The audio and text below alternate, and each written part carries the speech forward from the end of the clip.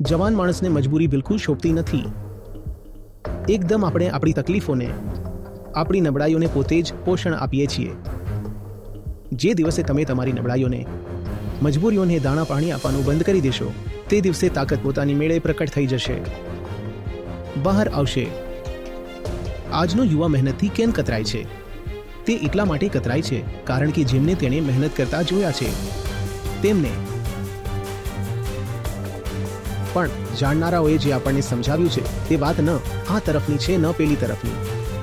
તે વાત કંઈક અલગ છે. તે કહે છે કે મહેનત તો પૂરી જોઈએ પણ સમજદારીની પાછળ, એમ કહી દો કે પ્રેમની પાછળ. જિંદગીમાં ઇશ્ક લાવો અને પછી તે તનતોડ મહેનત કરાવી જ દેશે. જવાન માણસને મજબૂરી બિલકુલ શોભતી નથી. એકદમ.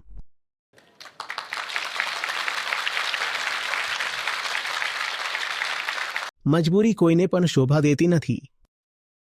પણ ખાસ કરીને હું જવાન માણસની વાત એટલા માટે કરી રહ્યો છું કારણ કે તમારા ઉપર તો અત્યારે ન કોઈ આર્થિક બંધન છે, ન તમારા ઉપર અત્યારે દેહની બીમારીનો બોજ છે, ન તમે અન્ય કોઈ રીતે દબાયેલા છો. તો તમારી મજબૂરી તો બસ એક જગ્યાએથી આવે છે, માન્યતા.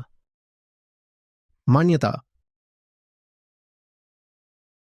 કેટલીક વાતો એવી માની રહ્યા છો જે તમને પરેશાન કરી રહી છે અને તેના કારણે જ તમારી ઊર્જા અભિવ્યક્તિ નથી મેળવી શકતી.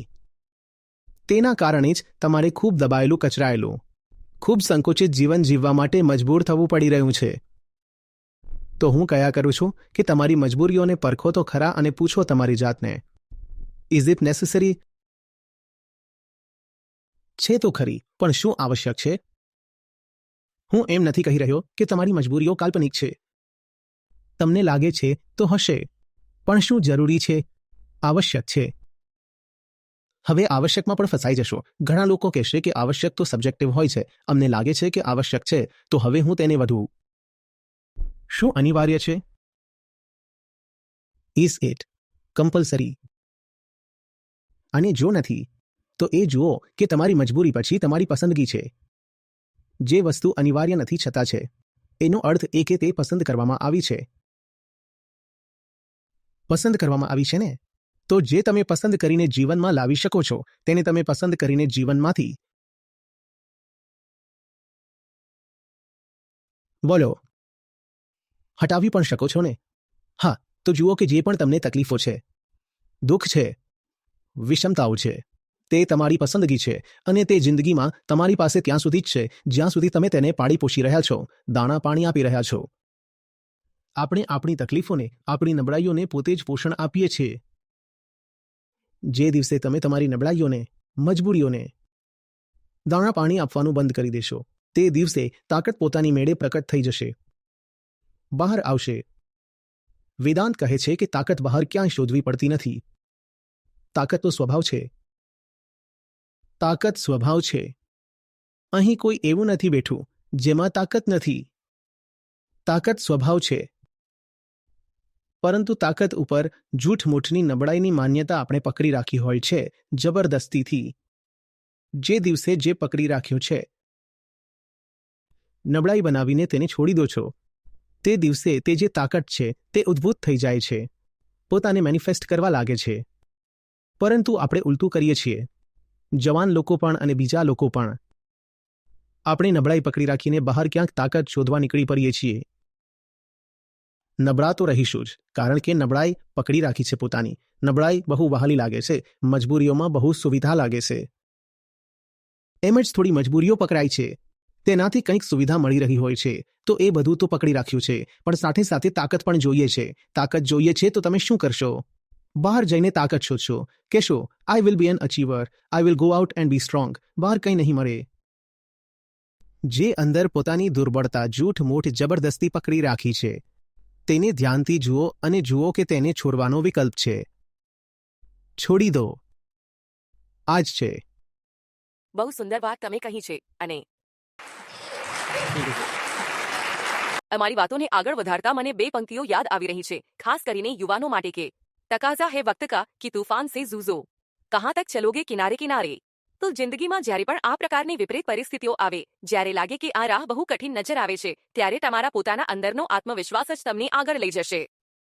કોઈ ગમે તેટલું જુઓ, જે પણ સફળ વ્યક્તિ છે, કોઈ તમારી ઓળખાણની હોઈ શકે, જે તમને ખુરશી પર લઈ જઈને થોડીવાર માટે બેસાડી દે, પણ ત્યાં બેસી રહેવા માટે. આના માટે તો તમારે યોગ્ય બનવું પડશે, અને તે યોગ્યતા તમારે પોતાની અંદરથી લાવવી પડશે. તે બનાવી શકાતી નથી. તેના માટે તમારે પોતે મહેનત કરવી પડશે. હવે મહેનત શબ્દનો હું ઉપયોગ કરી રહી છું, તો મહેનત કરવાથી આજનો યુવા ખબર નહીં કેમ ભાગે છે. એક તો આ મોબાઈલ એટલે કે બહુ સારી વસ્તુ છે. અમારું પણ બધું કામ આ જ મોબાઈલ પર થાય છે. દેશના કોઈ ખૂણે હોઈએ, વિદેશમાં હોઈએ, ગમે ત્યાં. પણ મોબાઈલ એક રીતે આપણા જીવનનો મહત્વનો હિસ્સો છે. તો ઘણી બધી વસ્તુઓ આપણી પાસેથી છીનવીને પણ લઈ જાય છે. હું અત્યારે પ્રયાગરાજ કુંભથી આવી રહી છું. આજે સવારે જ હું ત્યાંથી પાછી ફરી છું. તો કાલે રાત્રે લગભગ સવારે 1:30 વાગ્યાની આસપાસ હું અલગ અલગ હિસ્સાઓમાં પ્રયાગરાજમાં જઈને જોઈ રહી હતી. તો મેં જોયું કે રાત્રે જે નાની નાની દુકાનો છે, તો તેમને હટાવી દેવામાં આવી રહી છે, ભારે ભીડના કારણે. રાત્રે તે લોકો દુકાનો લગાવી રહ્યા છે, અને લોકો ખરીદી માટે રાત્રે ઓછા આવે છે. તો મોટાભાગના લોકો ત્યાં બેસીને મોબાઈલમાં કોઈ લૂડો રમી રહ્યું છે, કોઈ યુટ્યુબ જોઈ રહ્યું છે, કોઈ અલગ સોશિયલ મીડિયા પર છે. તો મને જોઈને એ બહુ સારું લાગ્યું કે ચાલો. પણ જ્યારે ઓનલાઈન ક્લાસીસ હોય છે, ત્યારે ખબર પડે છે કે 15 મિનિટ બાળક ઓનલાઈન ક્લાસ ભરે છે, અને 15 મિનિટ તે ગેમિંગ રમે છે, અથવા આ જ લોકોમાં 15 મિનિટ આ કંઈક ભણતરનું કામ કરે છે, અને 15 મિનિટ જઈને સોશિયલ મીડિયા જોઈ લે છે. તો આમાં સુધારો કેવી રીતે લાવવામાં આવે? અને સોશિયલ મીડિયાના જમાનામાં શું તમને લાગે છે કે કેટલો સમય તેના પર પસાર કરવો જોઈએ અને કેટલું તેનાથી અંતર જાળવી રાખવું જોઈએ? અચ્છા, જે પહેલો ભાગ હતો તમારી વાતનો તે મહેનતને લઈને હતો કે આજનો યુવા મહેનતથી કેમ કતરાય છે. તે એટલે કતરાય છે કારણ કે જેમને તેણે મહેનત કરતા જોયા છે, તેમને બિલકુલ બુદ્ધિ વગરની મહેનત કરતા જોયા છે. ભારતીય માણસ ખૂબ મહેનત કરે છે. આજે પણ હું બિલકુલ પેલી જે જેનઝી છે અત્યારે તેમની વાત નથી કરી રહ્યો, પણ જે સામાન્ય ભારતીય છે તે ખૂબ મહેનત કરે છે, આખો દિવસ વૈતરું કરે છે. પણ જે આજનો છોકરો છે કે છોકરી છે, તે જ્યારે એ લોકોને જુએ છે ત્યારે કહે છે કે આ આટલી મહેનત કરી રહ્યો છે, તો એને મળી શું રહ્યું છે? આ જે મહેનતકશ લોકો છે, તે પછી જવાન લોકોના આદર્શ તો નથી બની શકતા, અને બનવું પણ ન જોઈએ, કારણ કે જે મહેનત કરી રહ્યો છે તે અંધ મહેનત કરી રહ્યો છે.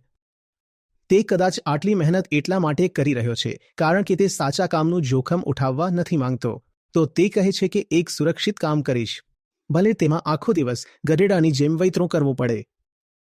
હવે ગધેડો પણ ખૂબ મહેનત કરે છે, પણ કોઈ ગધેડાને કેમ આદર્શ બનાવશે, ભલે ગધેડો ગમે તેટલો મહેનતુ હોય. તો એક તરફ એવા લોકો છે જે મહેનતુ છે, પણ જેમની મહેનત અંધ મહેનત છે, એ મહેનતમાં કોઈ બોધ નથી. અને બીજી તરફ તેણે જોયું છે કે સફળ એ બધા લોકો છે જેમણે ક્યારેય કોઈ મહેનત કરી જ નથી, બસ ચાલાકીઓ કરી છે, બસ ખોટું બોલ્યા છે. તેઓ એકદમ સફળ છે, અને ઘણી બધી જગ્યાએ, અહીં પણ, ત્યાં પણ, ભારતમાં પણ અને દુનિયામાં પણ બિલકુલ ટોચ પર બેસી ગયા છે, ખૂબ ઓછી મહેનત કરીને અને ખૂબ વધારે ચાલાકીઓ કરીને. આ બંને સ્થિતિઓમાં જવાન માણસ કહે છે કે મહેનત કરીને શું મળશે? અમે એમને પણ જોઈ રહ્યા છીએ જે મહેનત કરે છે, અને આ મહેનત કરીને બસ ગધેડા બન્યા. અને અમે એમને પણ જોઈ રહ્યા છીએ જે મહેનત નથી કરતા અને મહેનત ન કરીને તથા બધી પ્રકારની કુટિલતાઓ કરીને તેઓ ટોચ પર પહોંચી ગયા. તો તેઓ કહે છે કે મહેનત હું પણ નહીં કરું.